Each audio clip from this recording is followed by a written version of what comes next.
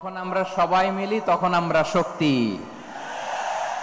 আমাদের এই ইউনিটি, আমাদের এই ঐক্যবদ্ধ শক্তিকে আগামীর ইসলামের জন্য কাজে লাগাতে হবে। চিল্লায় বলেন ঠিক কিনা? Specially the Gen Z of Chapainawabganj, the Gen Z of Rajshahi.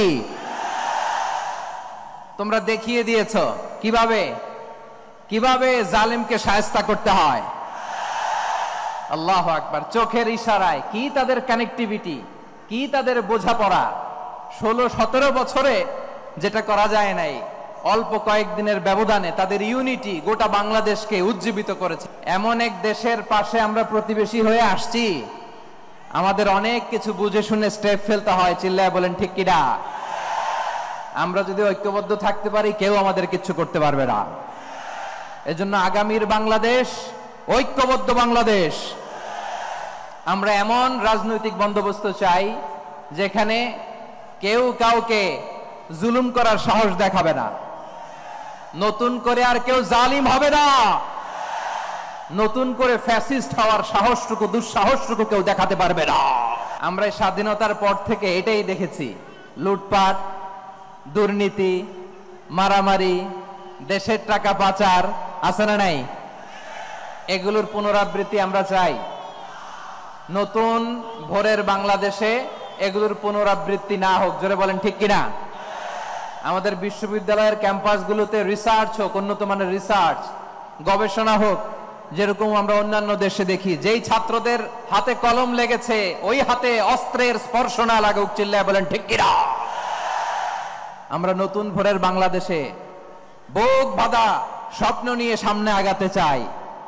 এখানে এক রাজনৈতিক দল আর এক রাজনৈতিক দলকে শ্রদ্ধা করবে, সম্মান করবে, এমন নেতা আমরা চাই যেই নেতা অসুস্থ হলে আমরা গোটা দেশের জনগণ জায়নামাজ বিছিয়ে মুনাজাতে চোখের পানি ছেড়ে আমার নেতার জন্য কান্না করব। চিল্লায় বলেন ঠিক কিনা? এরকম নয়া রাজনৈতিক বন্দোবস্ত আমরা চাই কি চাই না? এক রাজনৈতিক দল আর এক রাজনৈতিক দলকে নিশ্চিহ্ন করার খেলায় মেতে উঠুক, এটা আপনারা চান? আমরা চাই না। আমাদেরকে সাবধান থাকতে হবে, সচেতন থাকতে হবে। দেখবেন এই যে আমরা ঐক্যবদ্ধ, আমরা সম্প্রীতির বাংলাদেশ গড়তে চাই, আমরা সমৃদ্ধির বাংলাদেশ গড়তে চাই। নানা ধরনের চক্রান্ত। রিসেন্টলি দেখবেন এই শান্ত শিষ্ট ইসলাম প্রিয় শান্তিপ্রিয় মুসলিমদেরকে উস্কানি দেয়া হচ্ছে, উত্তেজিত করার জন্য আমার নবীকে গালি দেয়া হচ্ছে। আরশের অধিপতি আল্লাহ রাব্বুল ইজ্জাতের নামে এমন অশ্লীল শব্দ ব্যবহার করা হচ্ছে যেগুলো মুখে তোলা আমাদের পক্ষে সম্ভব না। প্রিয় ভাইয়েরা, আমরা আজকের এই চাঁপাইনবাবগঞ্জের বিশাল ঐতিহাসিক তাফসীরুল কোরআনের প্রোগ্রাম থেকে এই এন্টারিম গভর্নমেন্টের কাছে বিনীত আবেদন জানাতে চাই, আপনারা শান্তিপ্রিয় মুসলিম জনতার ধৈর্যের পরীক্ষা নেবেন না। ধৈর্যের পরীক্ষা আপনারা নেবেন না। সহ্যের সীমা ছাড়িয়ে গেলে জনতা নিজেই আইন প্রয়োগ করার, বিচার করার দায়িত্ব হাতে তুলে নিবে। এটা আমরা চাই না। এটা আমরা চাই না। আমরা চাই না। যারা আল্লাহ রাসূল সাল্লাল্লাহু আলাইহি ওয়াসাল্লামের সম্মানকে খাটো করে, আল্লাহ এবং আল্লাহর রাসূলকে নিয়ে কটূক্তি করে, অবমাননাকর শব্দ ব্যবহার করে, অশ্লীল শব্দ ব্যবহার করে, তাদের ব্যাপারে আমরা সর্বোচ্চ শাস্তি কামনা করি। সর্বোচ্চ শাস্তি তাদের জন্য বাস্তবায়ন করতে হবে। বাংলাদেশে ব্লাসফেমি আইন করে। চিল্লায় বলেন ঠিক কিনা? তা না হলে জনগণ যদি বিচার হাতে তুলে নেয়, এই বিশাল জনস্রোতকে থামানো সম্ভব না।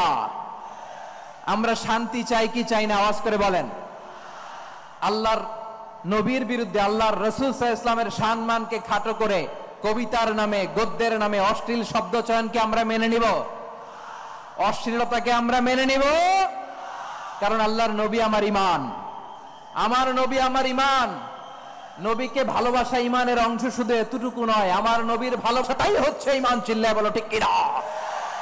আমার নবীর জন্য আমরা বুকের তাজা রক্ত বিলিয়ে দিতে রাজি আছি না নাই? রাজি আছো মুসলমান?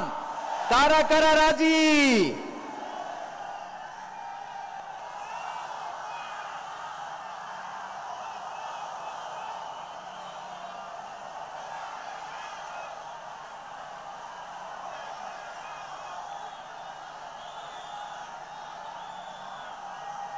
মাশাআল্লাহ, মাশাআল্লাহ।